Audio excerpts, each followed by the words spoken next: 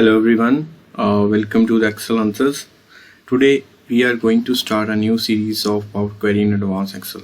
ठीक है, तो फर्स्ट ऑफ ऑल हमें ये पता होना चाहिए कि पावर क्वेरी है क्या, which means what is a power query, and today we will cover this question in this session and later on हम इस क्वेश्चन के बारे में रिसर्च करेंगे कि पावर क्वेरी के यूजेस क्या हैं, एडवांटेजेस क्या हैं और कहाँ ये यूज़ हो सकती है, इनबिल्ट क्या है, किन किन फंक्शनलिटीज़ में इनबिल्ट है. ठीक है, ये हमारा टॉपिक है पावर क्वेरी, जो कि एक सीरीज़ में कन्वर्ट करेंगे हम. 1 by 1 इसकी वीडियोस आएंगी और आज का हम सेशन स्टार्ट करते हैं. Let's get started. Our first question is what is power query. Let's find out the answer. As per Microsoft, Power Query is a data transformation and data preparation engine. Power Query comes with a graphical interface for getting data from sources and a Power Query editor for applying transformations.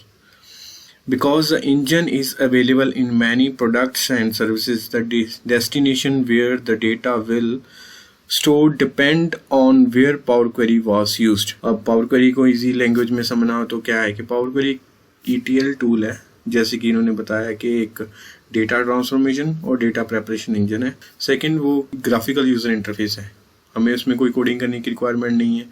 जो भी coding हो रही है वो backend पे हो रही है. हम उसके ग्राफिकल यूज़र इंटरफेस को यूज़ करके उसको हम अपने डिफरेंट सोर्सेज से डेटा पुल कर सकते हैं और उसी डेटा को ट्रांसफॉर्मेशन कर सकते हैं. प्रोडक्ट और सर्विसेज वो हमें प्रोवाइड कर रहा है. ये एक माइक्रोसॉफ्ट की डेफिनेशन है. अब सेकेंड क्वेश्चन क्या था हमारा, What are the advantages of Power Query? As per my knowledge, ये एक ETL टूल है और ये क्या हमें हेल्प करता है. प्रीवियस ईयर्स हम जैसे कि बात कर लें 2015 से पहले ऑटोमेशन सिर्फ एक प्रोग्रामिंग लैंग्वेज के थ्रू होती थी. हमें क्या करना पड़ता, डे टू डे जो टास्क है हमें उसको एक प्रोग्रामिंग लैंग्वेज में कन्वर्ट करके एक सॉफ्टवेयर या फिर एक वेबसाइट बनाने के बाद उसमें हम अपना डे टू डे टास्क एक ऑटोमेशन में काम करवा सकते थे. अब क्या है, अब बहुत से रिसोर्सेज मार्केट में आ चुके हैं जिनके थ्रू हम मैनुअली वर्क जो है डे टू डे, उसी में से एक चीज़ है कि पावर क्वेरी कि हम डे टू डे टास्क को ऑटोमेशन में कन्वर्ट करके एक्सेल की जो भी फाइल्स हैं उसको, जो भी डेटा इंटरप्रिटेशंस है, प्रेपरेशन है, ट्रांसफॉर्मेशन पार्ट है, उसमें कर सकते हैं और हमारा जो एफर्ट्स हैं वो रिड्यूस हो जाती हैं. This is the main advantage, वो ये है. ठीक है, थर्ड क्वेश्चन क्या है हमारा, where we can use power query. जो हमने डेफिनेशन को देखा था, सेम थिंग पावर क्वेरी को यूज़ करने का एक हमें चार्ट माइक्रोसॉफ्ट ने प्रोवाइड किया है जो कि आपको स्क्रीन पे विजिबल भी होगा. उसमें प्रोडक्ट बताए गए हैं, हम लैंग्वेज है, हम डेस्कटॉप के बारे में, ऑनलाइन और डेटा फ्लोज के बारे में. एक्सेल में तो अवेलेबिलिटी है, जैसे डेस्कटॉप में है, एम इंजन पे है. M engine is M language code जो एडिटर ब्लैंक क्वेरी के थ्रू हम एक्सेस करते हैं. सेकेंड, वो हमें ऑनलाइन में भी नहीं मिल रहा और डेटा फ्लो में नहीं मिल रहा. माइक्रोसॉफ्ट मैक के लिए कहाँ पे यूज़ कर रहा है एक्सेल को, वो उसके हम इंजन पे ही यूज़ कर सकते हैं, बाकी किसी पे नहीं. हमें एज ऑफ नाउ के सभी प्लेटफॉर्म्स पे मिल रहा है. ऐप हमें सिर्फ एम इंजन पे मिल रहा है, जैसे अभी उसने ऑनलाइन भी कर दिया है और उसको डेटा फ्लो में कन्वर्ट कर दिया है. सो मेनी थिंग्स अपनी लिस्ट में अब स्क्रीन पे विजिबिलिटी है, उसको चेक कर सकते हैं. अब इसका प्रैक्टिकल वर्जन कि हम इसको एक्सेस और कैसे यूज़ कर सकते हैं हम डे टू डे ऑटोमेशन के लिए. In practical session, we will cover 2 questions, overview of Power Query Editor and get data from Excel Workbook and CSV. Overview में मैं आपको जो भी फंक्शनैलिटीज़ हैं उनके बारे में थोड़ा ओवरव्यू दूंगा कि ब्लैंक क्वेरी के थ्रू हम एक्सेस करेंगे और देन हम क्या करेंगे, 2 Excel Workbook और CSV और टेक्स्ट के थ्रू हम डेटा पुल करने की कोशिश करेंगे और लोड करवाएंगे. Now let's open the Excel Workbook.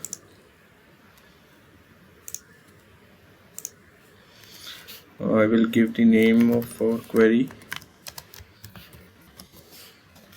session 1. Let's go for the practical session. I will open this file.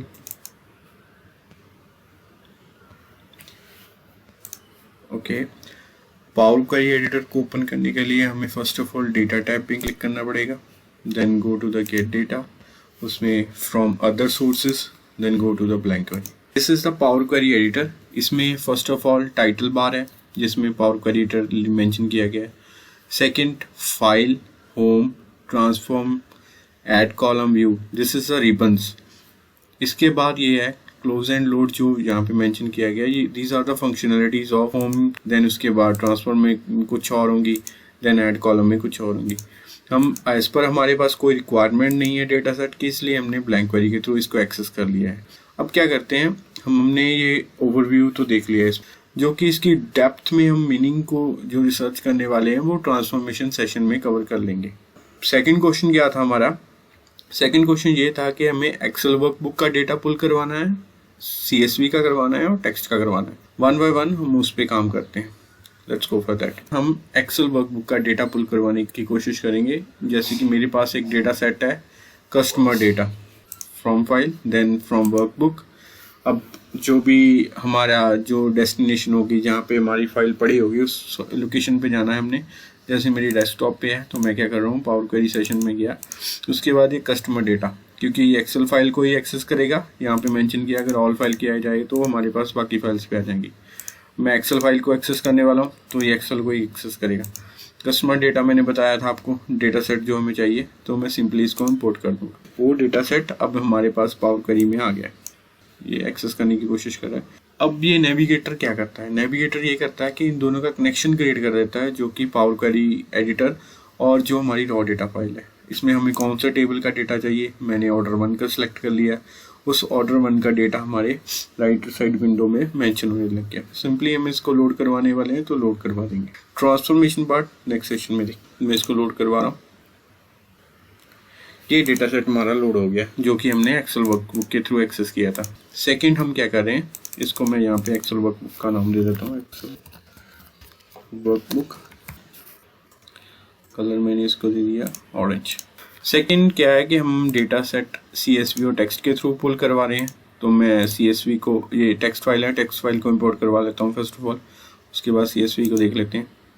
ये डेटा सेट सेम है, अब सेम इसको लोड करवा रहा हूँ इसके लिए भी। ये सेकंड डेटा सेट आ गया, इसमें मैं इसको नाम दे रहा हूँ टेक्स्ट।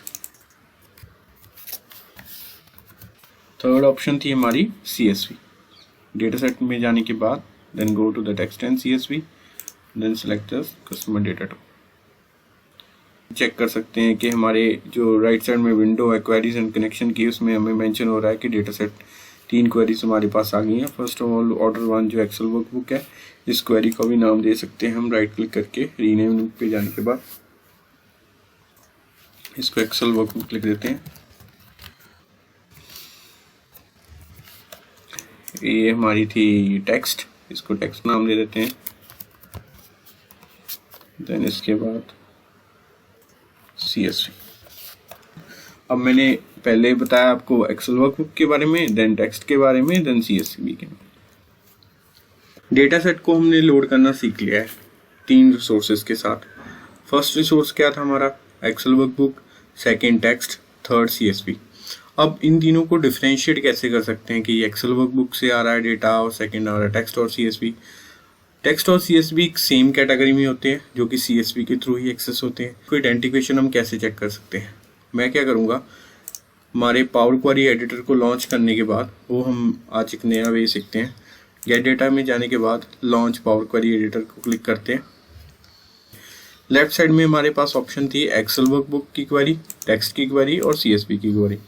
अब हम एक्सेल वर्कबुक की क्वेरी को चेक करते हैं कि ये कैसे पता लगेगा कि एक्सेल वर्कबुक से डेटा आ रहा है। ठीक है, उसके लिए हमें क्या करना पड़ेगा, सोर्स पे क्लिक करना पड़ेगा। सोर्स में हम चेक कर सकते हैं अगर ये सोर्स एक्सेल वर्कबुक में मेंशन किया गया equal to the excel.workbook, that means ये डेटा हमारा एक्सेल फाइल में से आ रहा है और उसकी एक्सटेंशन XLS में है। सेकंड टेक्स्ट का भी ऐसे ही चेक कर सकते हैं। टेक्स्ट में क्लिक करने के बाद हम सोर्स में गए, सोर्स में हमें ये CSV में मेंशन होगा CSV.document। CSV का भी सेम हमारे लिए यही होगा। अगर CSV की क्वेरी में चेक करेंगे तो सोर्स में जाने के बाद ये मेंशन होगा CSV.document। आइडेंटिफिकेशन तो हमने देख ली कि एक्सेल वर्कबुक में कहाँ से डेटा आ रहा है उसके लिए excel.workbook होना चाहिए, टेक्स्ट और CSV के लिए CSV.document होना चाहिए। ठीक है, this was our first session and if you like this video please subscribe, like and share. Rest of the part we will cover in the next session. You can also check our about section for the index part.